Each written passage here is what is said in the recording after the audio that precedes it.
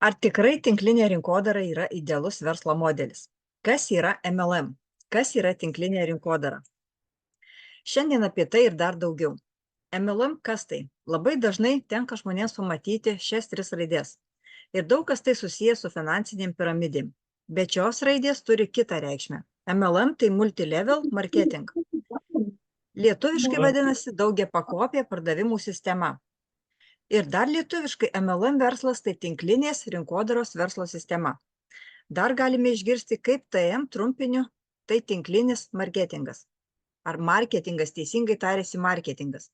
Daug kas galvoja, kad tai skirtingi dalykai, bet tai yra vienas ir tas pats. Teisingiausia būtų naudoti lietuviškai tinklinė rinkodara. Ir kaip paprastai ir lengvai apibūdinti, kas tai yra tinklinė rinkodara. Tai skambėtų taip: prekės pateikimas ir judėjimas per patenkintų ir lojalių klientų rekomendacijas. Ir tai labai puikiai nusako šis sakinys. Būtent tai ir yra tinklinė rinkodara, kada žmonės perka prekę ar produktą ir ta prekė jiems ar produktas patinka, ar paslauga, taip pat labai jeigu patinka, jie gauna iš to produkto ar paslaugos naudą, tada jie tampa lojalūs klientai ir tada rekomenduoja tas prekes ar paslaugas savo draugams ar pažįstamiems. Dabar parodysiu, kaip juda prekės tradicinėme versle ir tinklinės rinkodaros versle, kol pasiekia vartotoją. Tradiciniam versle prekės judėjimas, kuris gan ilgokas. Gamintojas atsakingas už prekės pagaminimą, toliau pagaminta prekė keliauja į didmenininkų sandėlį, logistiką, dar toliau keliauja į kitus mažmenininkų sandėlius. Dažniausiai dar mes matome reklamą per televiziją, didieji stendai mieste, tai irgi daug labai kainuoja. Toliau būna tiekėjai, tarpininkai, kurie veža į parduotuves. Parduotuvės vėl neaišku, kiek laiko stovi tie produktai. Ar tos prekės lentynose. Maisto prekės galbūt maisto prekių produktai galbūt trumpiau stovi, nes yra galiojimas. Todėl vyksta kaita greičiau. Bet kitos prekės lentynose tikrai užsiguli dar ilgiau, daug ilgiau. Ir aišku, vėl reklama parduotuvėse. Tai įvairūs lankstinukai, bukletai, kurie taip pat kainuoja didžiulius pinigus.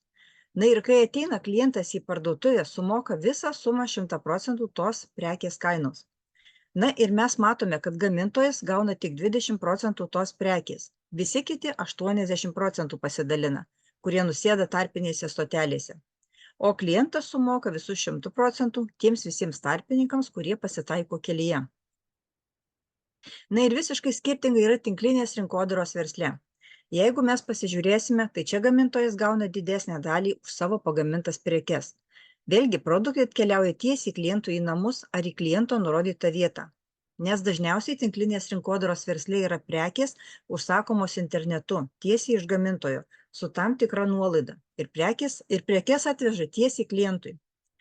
Vėlgi, tinklinės rinkodaros versle kompanija dalyjasi savo pelnu iki 60% su savo verslo partneriais, kurie ieško lojalių klientų ir kurie organizuoja būtent tinklinės rinkodaros verslą.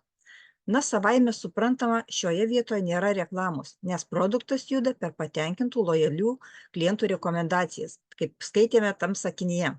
Tai reiškia, kad patenkinti klientai rekomenduoja savo draugams, pažįstamiems tos produktus, tas prekes užsisako patys ar apmoko užsisakyti tiesiai iš gamintojo kitus.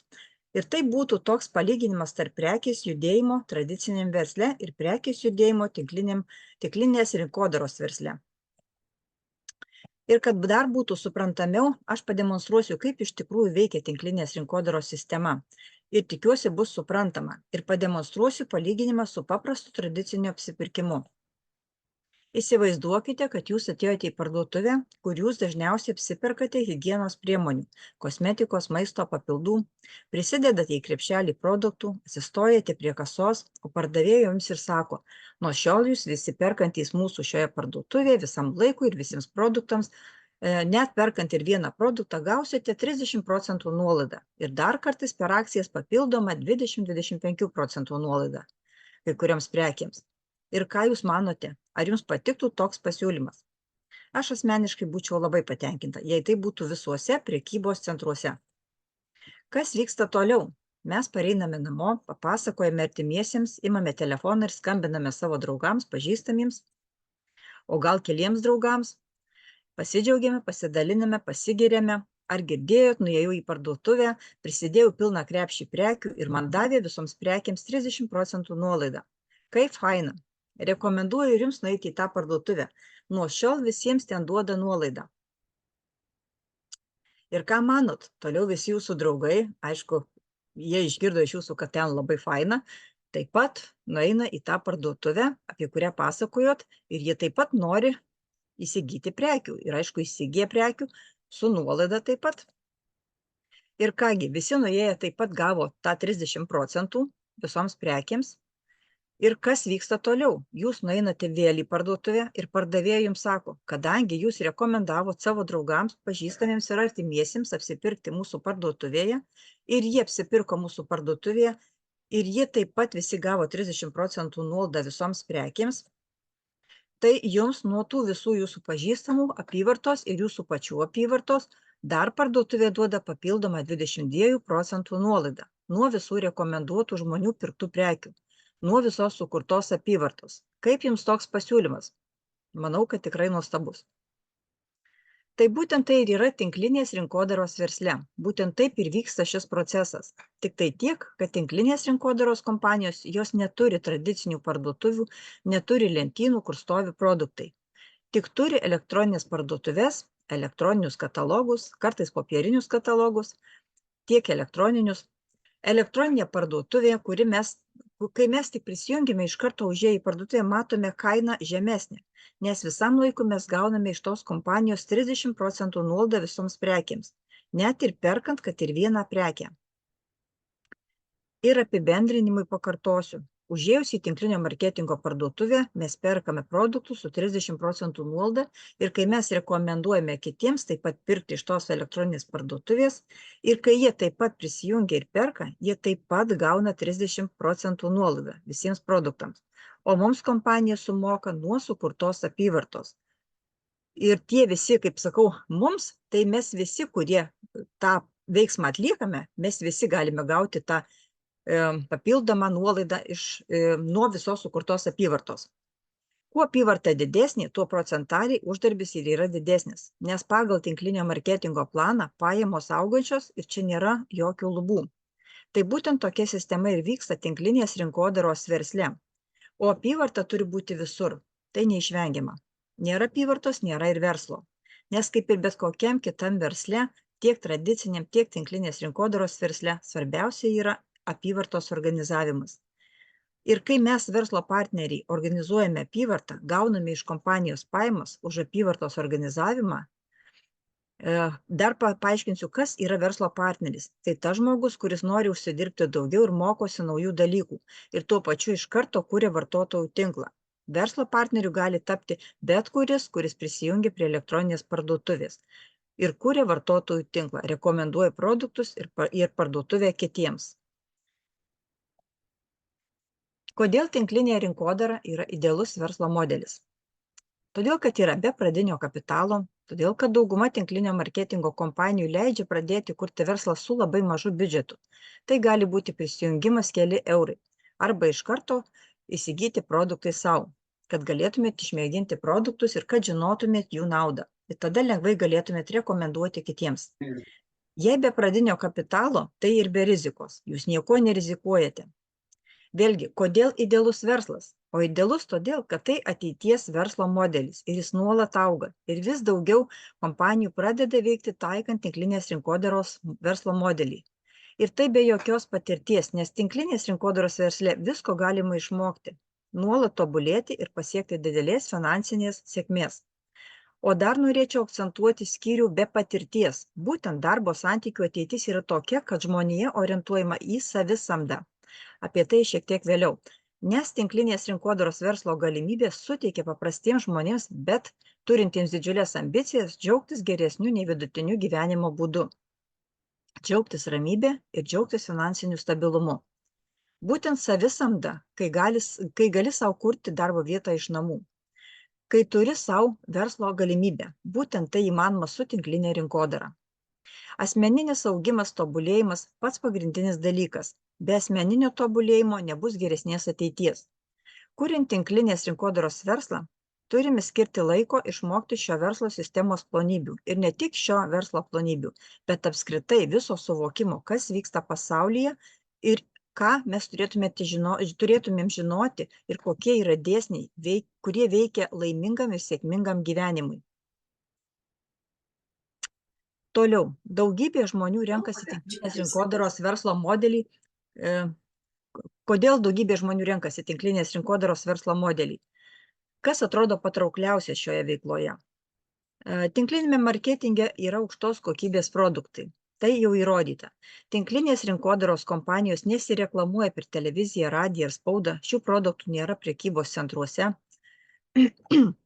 Todėl tinklinio marketingo kompanijos priklauso nuo rekomendacijos. Kai žmogus išbando produktą ir gauna gerą rezultatą, tada rekomenduoja tą produktą savo draugams ir artimiesiems ar pažįstamiems. Jei produktas būtų prastos kokybės, žmonės jo nerekomenduotų ir verslas negalėtų augti ir išsilaikyti. Todėl tinklinio marketingo kompanijos suinteresuotos investuoti į aukštesnės kokybės ingredientus ir jų įdeda daug daugiau, kad produktas būtų efektyvus ir duotų klientui naudą, kad klientai norėtų visada sugrįžti. Todėl neretai produktai iš tinklinės rinkodaros gali kainuoti šiek tiek brangiau nei produktai parduodami prekybos centruose.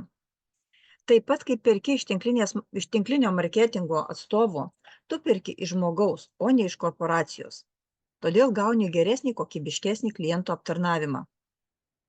Tau paaiškina, kaip naudoti produktą ir gauti didžiausią naudą, o iškilus problemai asmeniškai pakonsultuoja ir padeda išspręsti.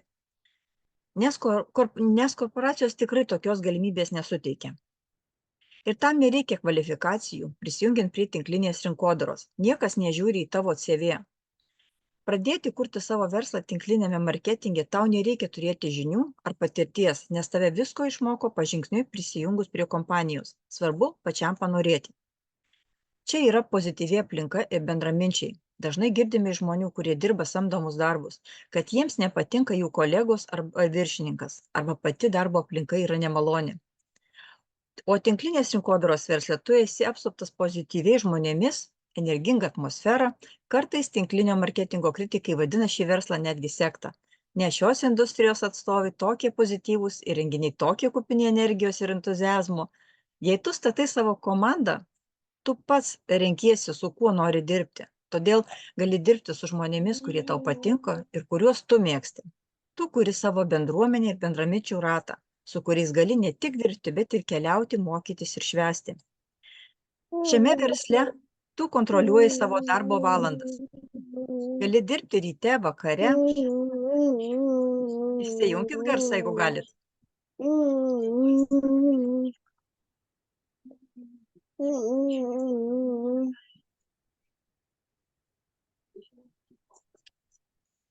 Gali savo verslą susidėlioti aplink savo darbą, studijas ir šeimos įsipareigojimus.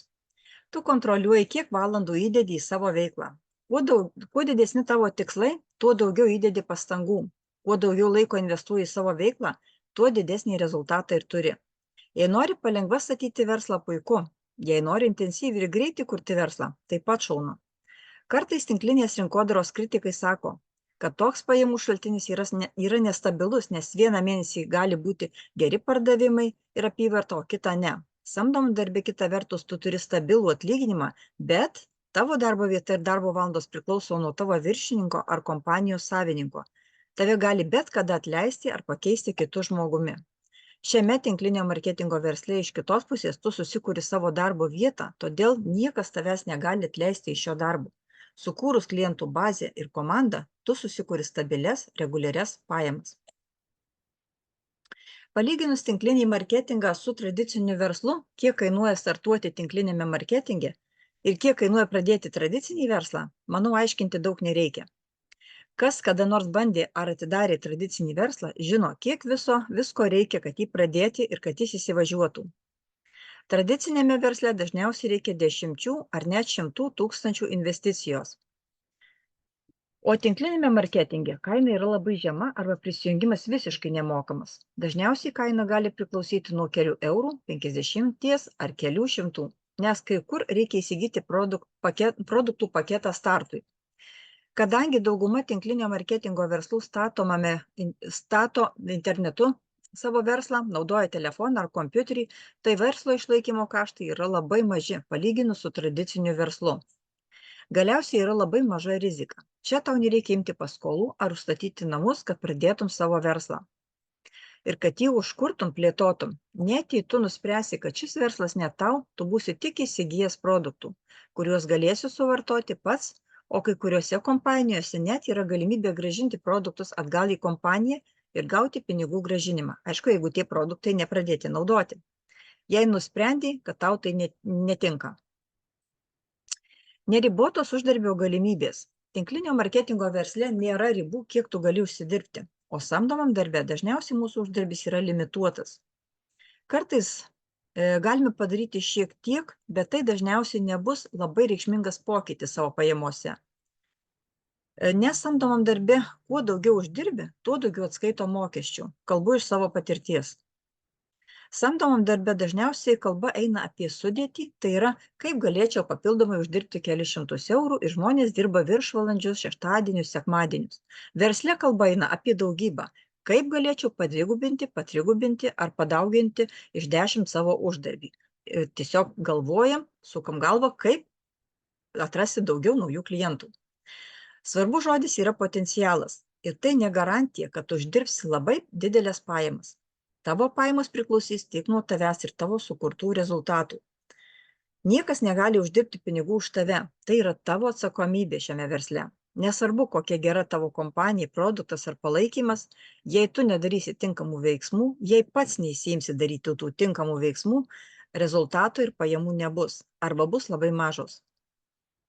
Darbas iš namų, telefono, tinklinėje rinkodaroje. Ir tu turi pilną geografinę laisvę. Gali dirbti iš namų, iš atostogų, iš sodybos ar kur bebūtum. Tu nesi pririštas prie vienos vietos. Tau nereikia kiekvieną dieną važiuoti į darbą per kamščius ar leisti pinigus ant viešojo transporto ar kuro. Tau nereikia vežtis kompiuterio, nes tu gali tą patį darbą dirbti telefonu. Prisijungus prie tinklinio marketingo verslo, tu gauni pilnus mokymus, kaip statyti verslą, kaip parduoti produktus, kaip kurti komandą, kokias žinutes, kokius postus rašyti, kaip kviesti žmonės į komandą ir taip toliau. Taip pat tu gauni lyderio palaikymą ir pagalbą iškilus problemoms. O problemų tikrai yra visur, ne tik tinklinėme versle. Svarbu išmokti su jomis susidoroti. Tinklinės rinkodaros verslas – tai verslas dėžėje. Tai sukurta patikrinta sistema, kurios dėka tūkstančiai žmonių gauna rezultatus, vienokius ar kitokius. Bet tie, kas dirba, tikrai gauna rezultatus. O tau tai reikia pasinaudoti tą sukurtą sistemą. Mokytis iš jau sukurtų mokymų, sekti instrukcijas pažingsniui. Pašaukimas ir tikslai. Daugelis žmonių dirbančių samdomą darbą nejaučia, kad tas darbas būtų jų pašaukimas ir kad jis padėtų jiems realizuoti savo pilną potencialą. Dažniausiai jie dirba darbą tiesiog tam, kad apmokėtų sąskaitas ir kad pragyventų. O tinklinio marketingo versle žmonės dažnai realizuoja save ir jaučia, kad daro kažką prasmingo, reikšmingo. Versle dažnai žmonės išmoksta siekti savo užsibrėžtų tikslų, išmoksta planuoti savo laiką ir ateitį. Saviugda ir pasitikėjimas savimi. Kažkas yra pasakęs, kad tinklinis marketingas yra saviugdos kursas užmaskuotas kaip verslas. Vienas iš svarbiausių faktorių tavo verslo augimui yra, kai tu augi kaip žmogus. Versle dažnai matome, kaip žmonės pražysta, tampa labiau savimi pasitikintys, ištobulina savo bendravimo ir viešojo kalbėjimo įgūdžius. Kas tai yra pasyvios pajamos? Kai dirbame samdomą darbą, mes uždirbame aktyvias pajamas. Tai yra padarai darbą šį mėnesį, gauni atlyginimą šį mėnesį ir viskas. Jei rytoj neisi į darbą, daugiau nieko neuždirbsi. Ir taip gali reikti dirbti 40 metų, kad gautum tą nedidelę pensiją, vadinamas pasyvias pajamas. Tinklinės rinkodaros versle pasyvios pajamos uždirbamos daug greičiau. Ypač jei prisijungia prie tinklinio marketingo kompanijos, iš karto padarome didelį įdirbį. Ir tarkime, jei nusprendžiame, kad mėnesiui išvyksti pailsėti, verslas dirba toliau, nes jau padarytas tam tikras įdirbis. Ir šiame versle yra paveldimas verslas. Jei tu šiandien numirtum, tavo darbdavys nustotų pervedinėti algą iš karto, O tinklinio marketingo verslas pereina šeimai, arba mes galime palikti patys savo šeimai, ar net, jei mūsų ir nebebus, mūsų šeima ir toliau gaus uždarbį iš mūsų tinklinio marketingo kompanijos, už mūsų sukurtą komandą ir klientų bazę. Taip pat su šiuo verslu mes galime palikti savo vaikams, šeimai ir aplinkiniams savo idėjas, filosofiją, perduodami žinias, kurias sukaupėme per saviugdą ir asmeninį tobulėjimą. Socialinės medijos monetizavimas. Daugybė žmonių, kurie dirba samdomą darbą, naudoja socialinę mediją tik pramogai ir dažniausiai jų socialinė medija jiems kainuoja pinigų, o ne uždirba. Tinklinės rinkodaros versle mes galime paversti savo socialinę mediją į pinigų generavimo mašiną ir telefoną į bankomatą. Keistai skamba, bet taip yra. Socialinė medija tampa įrankiu, kuris mums gali kiekvieną dieną uždirbti pinigus, nes ją naudojame klientų paieškai ir komandos narių paieškai. Galime reklamuotis nemokamai ir pritraukti auditoriją. Tinklinėme marketinge nėra darbuotojų, sandėlių, buhalterijos. Tinklinio marketingo versle kompanija pasirūpina viskuo. Klientų aptarnavimo skyriumi, sandėliu, produktų siuntimu, atlyginimų išmokėjimu, produkto gamyba ir inovacija. Ir mums už tai nereikia nieko mokėti. O tradicinėme versle visą tai turėtumėte daryti patys. Ir už tai turėtumėte, aišku, mokėti. Ir tai daug kainuotų. Pirmą kartą pradedant tinklinio marketingo verslą yra mokesčių lengvatos, priklausomai nuo šalies, kurioje gyveni ir užsiimi verslu. Pirmais metais gali sutaupyti pinigų mokesčiams ir nurašyti daug savo išlaidų kaip verslo išlaidas. Vienas šauniausių dalykų apie tinklinę rinkodarą yra tai, kad tu padedi savo padėdamas kitiems. Kuo daugiau žmonių padedi išspręsti problemas su savo produktu ir verslo galimybė, tuo daugiau pasieki ir uždirbi. Kuo aukštesnį lygį ir pajamas nori pats pasiekti, tuo daugiau žmonių savo komandoje tu turi padėti, norint pasiekti aukštesnius jų lygius ir pajamas. Kadangi tinklinio marketingo verslas tai verslas iš namų, tu gali dirbti su visa šeima ir taip praleisti daug daugiau laiko su savo artimaisiais. Gali kartu statyti komandą su savo antra puse, keliauti į renginius su vaikais, mėgautis vieni kitų kompaniją, tuo pačiu metu uždirbant pinigus. Kaip ir minėjau, galima dirbti su telefonu, tai visada telefonas šalia būna. Galite užsibriežti bendrus tikslus ir motyvuoti vieni kitus. Tai taip pat labai faina, kada šeimos nariai vieni kitus motyvuoja. Tinklinio marketingo verslui nesvarbu, ar tu jaunas, ar senas, ar moteris, ar vyras, ar pabaigęs aukštąjį, ar nebaigęs 9 klasių, ar turi daug patirties, ar neturi patirties visai, ar tu esi vieniša mama, ar neįgalus žmogus, visi turi lygias teisės ir tas pačias galimybės. Čia nėra jokio viršininko, kuris nuspręstų, ar pakels tave pareigose ar ne, ar duos tau darbo valandų ar ne. Pasaulyje yra du svertai – kitų žmonių laikas ir kitų žmonių pinigai. Jei dirbi samdomą darbą, tavo darbdavys naudoja tavo laiką. Jį perka didmeninę kainą ir parduoda mažmeninę kainą. Jei tau darbdavys moka 10 eurų už valandą, jis uždirba 15 ar 20 eurų. Ir skirtumą pasilieka savo. Paprastas samdomas darbuotojas neturi jokių svertų ir uždirba tik savo atidirbtas valandas. Tinklinio marketingo versle, kai pradedi statyti komandą, tu naudojasi svertų taip pat. Tu pradedi uždirbti ne tik už savo asmeniškai padaromus veiksmus, bet ir už visos tavo komandos padaromus veiksmus. Tinklinio marketingo kompanijos turi daug bonusų. Tai automobiliai, kelionės, būstai, ekstra komisiniai. Priedo prie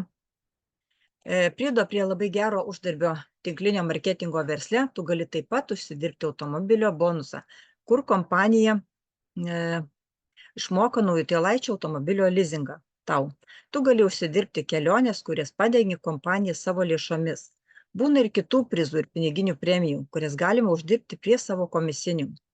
Tinklinio marketingo dėka tu įgyji gerus įgūdžius visam gyvenimui ir sukuri kažką naudingo savo. Įgūdžiai ir žinios, kurias įgysi tinklinės rinkodaros versle, tau tarnaus ne tik versle, bet ir asmeninėme gyvenime ir kituose projektuose. Čia tu kuri savo geresnę versiją, kuri verslą savo, o ne kažkam kitam. Šiek tiek užsiminiau apie savisamdą, kuris smarkiai populiarėja, neturėti viršininko tampa šių laikų svajonė. Nuo 2001 metų savarankiška veikla užsiimančių žmonių skaičius vis auga ir auga. Perspektyva tapti patiems savo viršininkais vilioja ir jaunus, ir vyresnius žmonės. Darbas visam gyvenimui. Užsiimančiai savisamdą laikomi asmenys, kurie užuot samdėsi darbdaviui, ima plėtoti nuosavą verslą arba kuriasi darbo vietą iš namų. Tam puikiai tinka tinklinė rinkodara. Tinklinės rinkodaros jau yra paruoštas verslo modelis, be rizikos, be investicijos. Taip, kai pradedate be jokios investicijos, jei nusprendžiate viską mesti, tai ir metate nieko nepraradę. Kada nors pagalvojate, koks tai sėkmės garantas. Ir kai pažvelgsite į veidrodį, pamatysite tą asmenį, tai jūs. Ir tas asmuo jūsų paklaus. Ką padarėte su savo šansu? Bodo Šaferis. Iš tiesų, tai tinklinės rinkodaros verslo sistema yra šansas pradėti kurti savo gyvenimą kitokį, geresnį, laimingesnį ir finansiškai saugesnį, nes būtent nuo mūsų ir pasinaudojimo šansų priklauso mūsų sėkmė. Viskas yra mūsų pačių rankose. Linkiu tapti, kuo norite tapti ir kad jūsų planas gyvenimo būtų gyventi ir gyventi su malonumu, kaip Justina pasakė. Jei jau dabar supratote, kas tai yra tinklinis marketingas ar tinklinė rinkodara, kreipkitės į tą asmenį, kuris parodė jums šią prezentaciją.